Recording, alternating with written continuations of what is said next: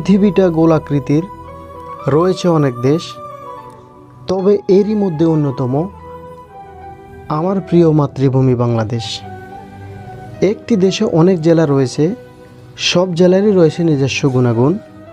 কোনো জেলাকেই ছোট করে দেখা ভালো নয়, সব জেলারই রয়েছে নিজস্ব ভাষা, সাংস্কৃতিক গুণাগুণ। তেমনি একটি জেলার নাম বলছি আমি, যে জেলায় রয়েছে নারিকেল, সুপারি আর সয়াবিনে ভরপুর।